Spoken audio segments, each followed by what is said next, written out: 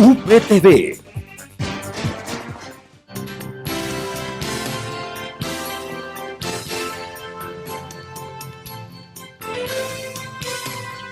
Nuestra sociedad se ha visto abrumada por las noticias que hablan de corrupción. Incluso se habla de funcionarios del anterior gobierno y algunos de este gobierno, incluso empresarios que se ven involucrados en esta temática. Pero ¿cómo puede afectar la economía del país esta corrupción? Este y otros temas de interés los vincularemos aquí en Mirada Económica, una producción de la Facultad de Economía y UPTV.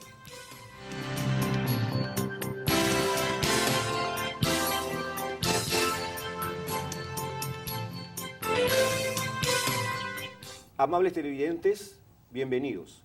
Soy Armando Rodríguez y como hemos hablado, vamos a conversar sobre lo que es el tema de la corrupción.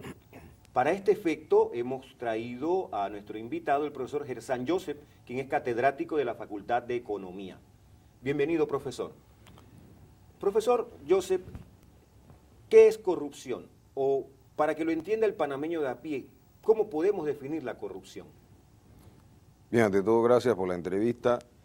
La corrupción es una descomposición social, pero también se da en países desarrollados y países subdesarrollados. La corrupción es un cáncer que invade a la sociedad, pero también puede ser producto del deterioro institucional o lo que nosotros hemos llamado osteoporosis institucional.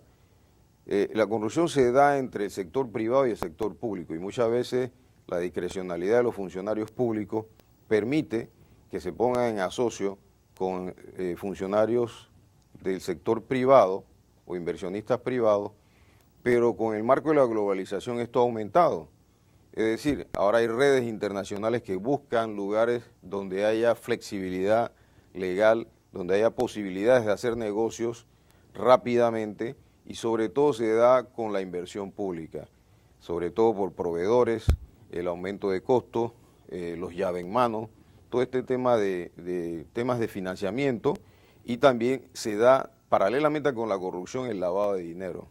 Entonces este es un elemento que se ha dado en Estados Unidos, ahora recientemente hay problemas en Brasil con relación a la corrupción, en México tradicionalmente y en España producto de esta situación. Además la crisis griega se debe mucho a la corrupción de los gobiernos pasados que robaron el dinero y la sociedad quedó digamos, empeñada de alguna manera. Y el gran problema de la corrupción es que impacta de manera profunda hasta más de 5 generaciones. Es decir, el efecto es devastador en la sociedad y empeña el futuro de los futuros panameños. Profesor, siendo un poco más directos, ¿cómo afecta esto de la corrupción a la economía del país? Bueno, el Fondo Monetario Internacional dice que un aumento en el 10% en la percepción de corrupción, medido por el indicador que han desarrollado esto, va a generar una pérdida de valor del 2% en el Producto Interior Bruto. Paralelamente nosotros podemos señalar que, por ejemplo, en el caso panameño, un aumento de la inversión pública, pero financiado por préstamos, puede comprometer la estabilidad financiera del país a mediano y largo plazo al aumentar el endeudamiento. Solamente veamos el espejo de Grecia. Grecia, para poder enfrentar la situación actual, ha tenido que privatizar sus aeropuertos, ha tenido que privatizar sus puertos, todos los activos del Estado. ¿Cuál es el peligro de nosotros? Si no se ataca el problema de la corrupción, es que en un futuro podamos perder precisamente por los malos manejos, nuestro principal activo, que es el Canal de Panamá, producto de los manejos de los gobiernos. Si no hay una fiscalización, hay un empoderamiento, una participación ciudadana que permita seguir y tener transparencia en cada inversión, cada dólar invertido y la rendición de cuenta, que no es entregar un informe, sino rendir cuenta de lo hecho por parte de los funcionarios públicos. ¿Qué deberían hacer las entidades responsables de las finanzas públicas para evitar que el presupuesto del Estado se vea afectado por estos eventos de corrupción? Esta respuesta después de la siguiente pausa. No se vayan, ya volvemos.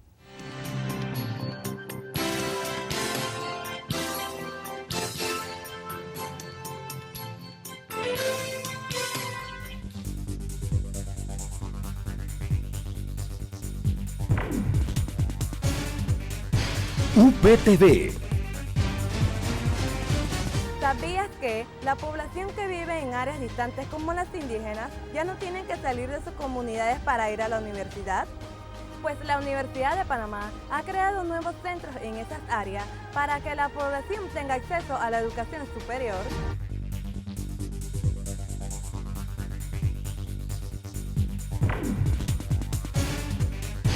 UPTV.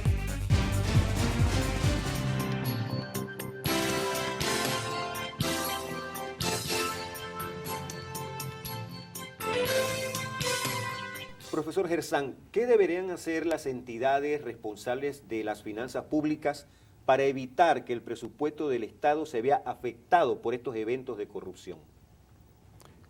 Bueno, deben hacer su trabajo y eso parece muy obvio, pero lo que tienen que ser eficiente y ser eficaces. Es decir, eficiente, cumplir su proceso de objetivos y eficaz, lograr los objetivos. ¿Qué quiere decir eso? Cuando usted hace su trabajo bien, fortalece la institucionalidad del Estado, pero aparte de eso, genera valor público. ¿Qué significa eso? Los funcionarios públicos, los servidores públicos, no deben esperar gratificación por su trabajo, tienen que hacer su trabajo, para eso se les paga. ¿Cuál es el problema? En el caso de la Contraloría, y en la gestión pasada la Contraloría no fiscalizó nada, pero también los legisladores. Los legisladores avalaron muchos elementos, por eso que la Contraloría se refugió en eso, avalaron, firmaron, le dieron aval a muchas acciones del gobierno. Entonces, la sociedad tiene que tener una capacidad de fiscalización. ¿Qué quiero decir con esto? Que las noticias ayudan, la investigación periodística ayuda, pero la sociedad tiene que tener un empoderamiento, una participación, una fiscalización, y el latinobarómetro, el índice de transparencia ayuda, pero sobre todo lo que las comunidades perciben, la percepción es muy importante, pero también la efectividad. Muchas veces se ha dado el caso de que las fidelidades se compran regalando jamones, regalando algún tipo de esto, y entonces la gente es un poco más laxa en criticar. Pero yo creo que lo que el pueblo panameño debe saber es que cada vez que hay un acto de corrupción, lacera el futuro, vulnera, destruye el futuro de cada niño, porque esos dineros no se pueden utilizar para invertir en educación, mejorar la salud, poder pagar las pensiones de la gente que se jubila.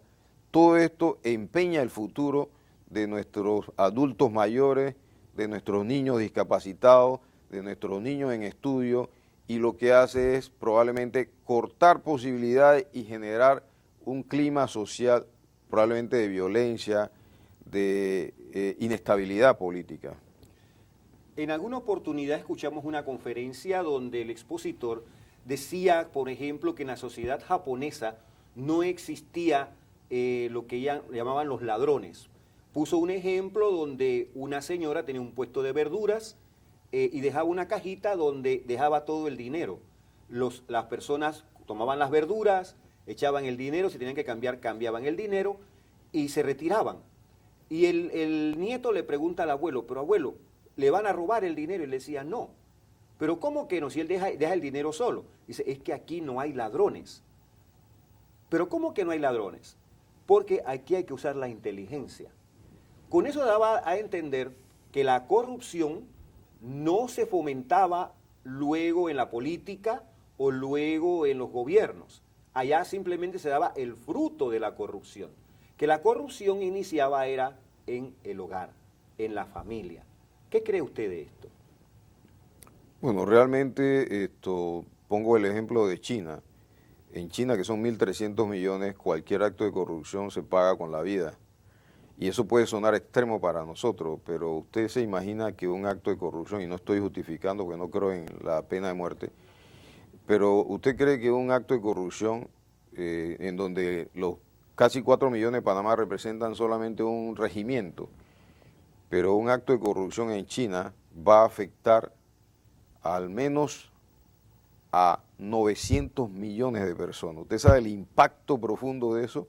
Entonces ellos cortan de raíz el mal. En nuestras sociedades, lastimosamente, hay una flexibilización y no por falta de educación, porque si usted recuerda, las personas más decentes y más honestas eran los campesinos ignorantes. Esos eran los que más regían, porque la familia se regía por un código. Puedo ser pobre, pero no soy ladrón.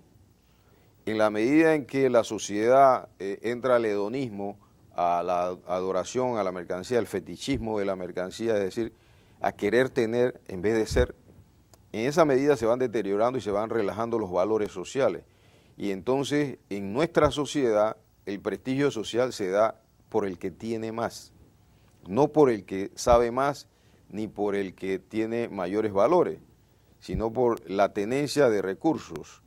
Entonces la gente trata de ir en esa dirección, pero como usted bien dijo, la familia establece unos valores que sirven para toda la vida. Usualmente en los hogares donde hay familias completas, donde está el padre y la madre, usualmente los hijos tienen un desempeño social bien adecuado, pero donde hay a veces dificultades, donde están las familias incompletas. En ese sentido también las normas de las creencias y sobre todo las pautas de educación cívica, que aquí se perdió ese estudio en la secundaria, también orientarían, porque hay muchos jóvenes que no es que quieran hacer el mal, sino que no saben, no han sido educados, son ignorantes y el funcionamiento de la sociedad funciona con lo que algunos han llamado la viveza, ¿no? Entonces algunos jóvenes caen en eso. Y yo creo que el problema y la función, en este caso del Ministerio de Educación y de la Universidad de Panamá, es promover la institucionalidad y los trabajos, la ejecución, la responsabilidad del profesional a través de su ética. La ética del profesional, digamos la honestidad, que sea un valor que sea valorado, no necesariamente materialmente, sino que la persona que tiene ética y que tiene honestidad proyecta una imagen profesional. El profesionalismo se da en eso. No solamente en Panamá se dan actos de corrupción, en otras latitudes también se manifiesta este flagelo.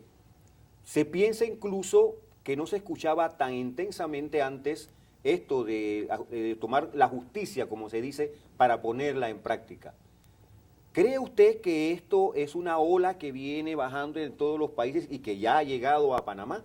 La respuesta a esta pregunta después de la siguiente pausa. No se vayan.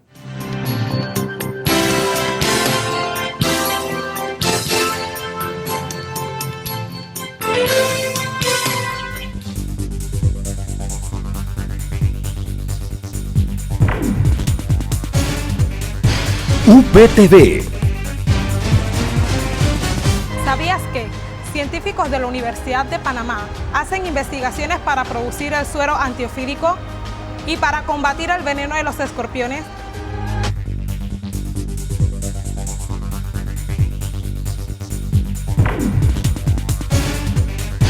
UPTV.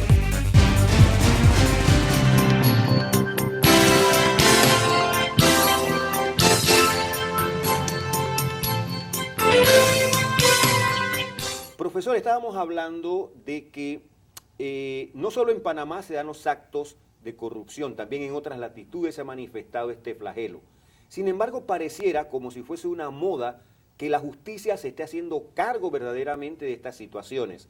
Ha venido bajando desde Estados Unidos, México y otros tantos países y ha llegado a Panamá y continúa bajando. Podemos decir que siempre existió la corrupción, pero es ahora, en los últimos 3 años, 5 años, que se ha visto que la justicia realmente está ejerciendo su papel. ¿Qué opinión nos da al respecto? Bien, yo más bien pienso que más que bajar va subiendo, porque las demandas de la sociedad latinoamericana frente al tema de las emisiones de fluorocarbonos en los países más desarrollados, lo que exige es que se firmen acuerdos de poca emisión y las demandas de, por lo menos Río 92, en cuanto a las empresas transnacionales y el aprovechamiento de los recursos como el petróleo, la emisión de gases que afectan a toda la sociedad, vulnera la ética ambiental. Y las empresas hacen negocio contaminando no sus países desarrollados, sino los países periféricos que tienen más flexibilidad en las leyes. Ahí hay un acto de corrupción.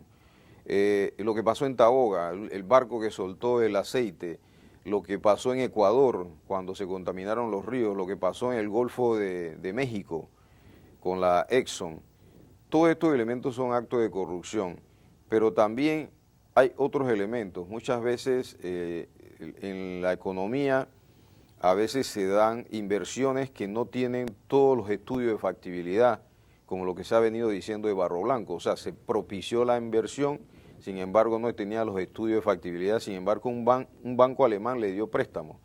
Cuando se dio la construcción del Corredor Norte, era un área de patrimonio histórico, arqueológico, y era un parque natural, sin embargo se invirtió, y Pixa no tenía dineros para invertir, y el Estado tuvo que empeñar dinero o buscar préstamos en el BID para hacerle préstamo a una empresa que venía quebrada. Entonces, todos estos elementos que son datos reales, son elementos preocupantes porque muchas veces las empresas privadas y sobre todo las internacionales que se supone que tienen solidez, el caso de SACIR, ya no nos vayamos lejos, el caso de la ampliación del canal, el Grupo Unido para el Canal, que no midió los costos. Si usted hace una postulación, una postura de que usted va a tener tantos costos y después usted va a hacer una adenda, eso es un acto de corrupción. Entonces, vemos que en el caso de España, que lo conozco bastante bien, muchos empresarios españoles vienen a Latinoamérica a buscar opciones, sin embargo, consideran que todavía este es un territorio de ellos. Y yo siento que América Latina ha ido avanzando en consolidar sus democracias, fortalecer la institucionalidad y la sociedad también es fiscalizadora de sus recursos. Yo creo que una de las cosas, y a mí me llamaba la atención que el público panameño se enojaba mucho por el acto de corrupción del árbitro Gay, creo que se llama, con relación al partido de el Panamá partido de con México y Panamá. Y entonces ese enojo a mí me gustaría que las personas lo proyectaran si se dieran cuenta que es mucho más grave los actos de corrupción que hemos sufrido, que se ha duplicado la deuda de 10.000 millones a casi 22.000 millones sin contar los llaves en mano. Entonces eso va a impactar no solamente las generaciones que tienen ahora entre 15 y 29 años, sino incluso los que no han nacido. Cuando nosotros vemos esa proyección, vemos que este efecto de corrupción puede estar gravitando la sociedad probablemente por los próximos 30, 40 años, para poder rehabilitar la situación que se ha dado. Y esto tiene que ser un factor saneante para que el actual gobierno se vea en ese espejo y pueda seguir los cauces correctos en la fiscalización del uso de los recursos, de los dineros de todos, y que cualquier acto de corrupción, sea de quien sea sancionado duramente. Esa es una de las cosas que yo creo que, y en la Universidad de Panamá, nosotros en el Congreso Científico tenemos una mesa, y le invitamos a todos, que se llama la Mesa de Economía y Corrupción, para que todo el público que nos escucha escuchado programa pueda también visualizar otros elementos de este gran problema, y que yo te felicito, Armando, porque la facultad se ha ocupado de un tema que muchas veces se cree que es solamente de la política, pero de la economía y de la ética, incluso de la filosofía, podemos abordar el tema de la corrupción para tener cero tolerancia a la corrupción. Profesor, hablando de la parte académica, ya que mencionó la universidad, esta parte académica, ¿cómo puede contribuir a modificar, si ya viene con defectos, el comportamiento o la actitud del sujeto en cuanto a los actos de corrupción, por muy pequeños o sencillos que parezcan? Existe una terminología que no existen mentiras blancas ni mentiras chicas. Mentira es mentira. En este caso, corrupción es corrupción. Pero de la parte, en la forma académica, ¿cómo podemos contribuir para evitar que esto se siga dando? Bueno, yo creo que el mejor ejemplo, la manera más proactiva de esto es primero dar el ejemplo. Ese es número uno. Número dos, por lo menos en los estudiantes que nosotros tenemos de economía y finanzas, nosotros le explicamos, por lo menos en mi caso, que ellos tienen que tener una ética, un comportamiento profesional, o sea, tienen que ser unas personas con mucha capacidad, pero sobre todo por el tema, sobre todo los que estudian finanzas y trabajan en banco, uno les explica que esto, como usted dice, no hay grises, o se es honesto o no. Profesor, vamos a continuar con esta respuesta después de la siguiente pausa. No se vayan, continuamos aquí en Mirada Económica.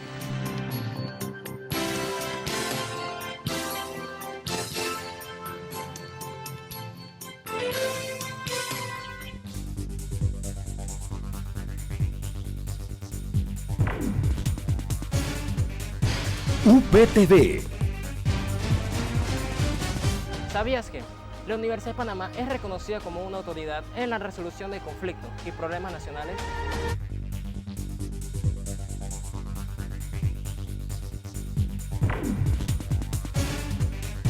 UPTV.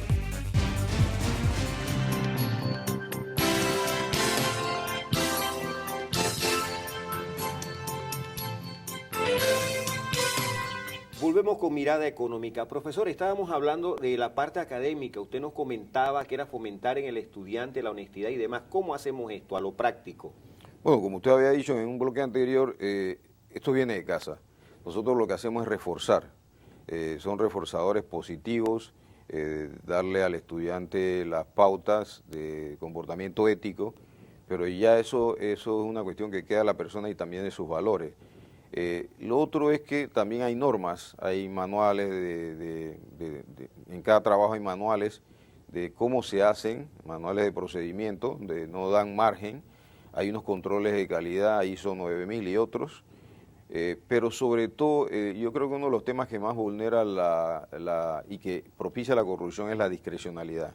Cuando el funcionario público tiene discrecionalidad, o por ejemplo, vamos a hablar un caso, cuando hay un concurso por una posición y alguien tiene un favorito del tribunal, si esa persona no se comporta éticamente y favorece indirectamente a la persona, es un acto de corrupción, porque no está ganando la persona que tiene las mayores capacidades, sino la que ha sido favorecida. Entonces, cualquier acto de favorecimiento es un acto de corrupción porque no se está dando transparentemente. Yo soy de los que considero que hay que fortalecer la institucionalidad de todas las instituciones públicas, incluso la institucionalidad privada, porque usted ha visto que en esto, para que personas, funcionarios públicos, depositaran dineros en los bancos, tenía que haber un empleado de banco corruptible.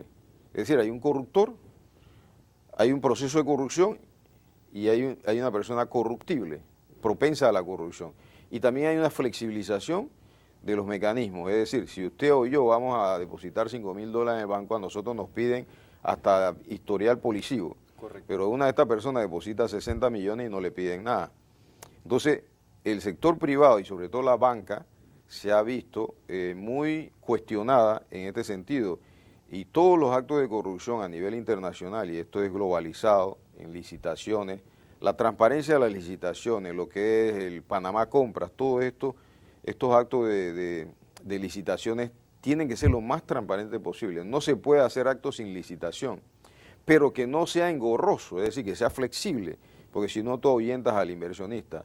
¿Y qué es lo que ha venido pasando? Que como los actos son muy burocratizados y muy demorados, entonces obviaban los actos de licitación y lo hacían por hasta 300.000, creo que era un monto. Entonces ahí partían la licitación y se hacía el acto de corrupción. Yo creo que hay que poner mecanismos más de control mayores. La sociedad tiene que estar como veedora, fiscalizadora de sus recursos, porque son los recursos públicos, y creo que la ley debe dar ejemplo en estos actos de corrupción comprobados, porque por ahora todo es presunción de inocencia. En estos actos comprobados debe de caerle todo el peso de la ley a los señores corruptos para mandar un mensaje de que esto no se puede hacer en nuestra sociedad. Usted habló una frase bien interesante, funcionarios corruptibles. Hablemos de un evento que pareciera no ser tan trascendente, pero que se da todos los días en nuestra sociedad. Por ejemplo, cuando usted tiene un vehículo y va a buscar el registro vehicular, va a buscar la placa y demás, usted se encuentra que en las afueras de las oficinas municipales, por ejemplo, hay una cantidad de personas, a veces ensacados, a veces no, que andan con maletines y papeles y que se te acercan y te dicen, yo te hago el trámite rápido. Y se meten en las oficinas, usted lo ve que van por aquí, van por allá, y de repente salen y le entregan a usted sus papeles en menos de 30 minutos. Cuando el procedimiento normal es estar en la fila, esperar que te llamen, demora 1 hora, 2 horas. El que lo hace bien demora un montón de tiempo, pero el que paga por fuera recibe rápidamente. ¿Cuál sería su opinión al respecto de esto?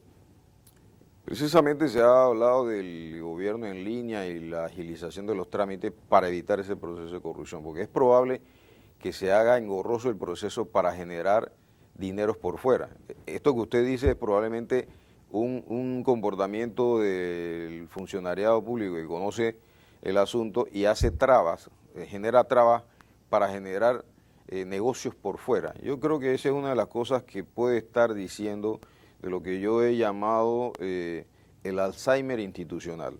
Cuando el Alzheimer institucional comienza, hay una desestructuración social, hay una incertidumbre social, y al igual que la osteoporosis institucional, son, digamos, enfermedades que atacan el cuerpo social del Estado y las instituciones, y que al final comienzan a hacer colapsar, como está pasando en Grecia, como ha pasado en México, como está pasando en algunos países de Europa. Entonces, para inocular, digamos, una prevención ante esta situación, creo que las leyes deben de ser fuertes, debe establecerse protocolos, manuales de procedimiento en todas las instituciones para evitar eso que se ha llamado la discrecionalidad.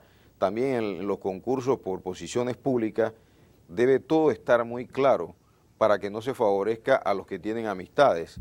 En los requisitos para puestos de trabajo también debe estar claro qué es lo que se presenta, debe avisarse con suficiente tiempo, debe tener la suficiente disposición, y en lo que tiene que ver con el derecho administrativo, debe la gente conocer y debe publicarse todas las resoluciones para que las personas tengan derecho a apelar si es que se ven afectadas, y esto evitaría elementos de corrupción, porque cuando la persona no conoce sus derechos, esos derechos son vulnerados. Pero también debe haber una instancia de asesoría, de informe, para que las personas sepan cuáles son los pasos, los trámites que deben hacer, y no solamente sufrir las consecuencias, sino debe ser una institución saneante. ¿Cuál es esta institución? Yo creo que un poco la Defensoría del Pueblo, la Dirección de Transparencia Internacional, y todas estas instituciones que tienen que ver con digamos, la provisión o, digamos, prevención de la corrupción, del proceso de corrupción, porque la corrupción también genera crisis. O sea, dentro del marco de la crisis, la corrupción campea, y es más, es generadora de crisis institucionales. Han caído gobiernos por la corrupción.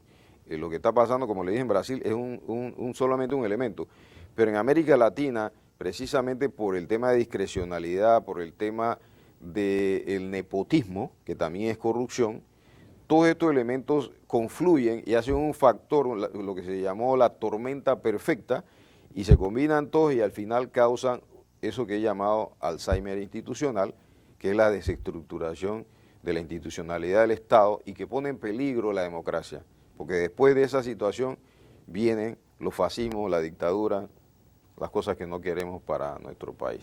Bueno, profesor, hemos llegado al final de nuestro programa. Esperamos, amigos televidentes, que toda esta rica información que hemos recibido sirva para comprender los efectos de la corrupción en la economía de un país. Muchas gracias, profesor, por acompañarnos. Muchas gracias a usted. Y a ustedes por recibirnos en sus hogares. Los esperamos en un próximo programa aquí en Mirada Económica.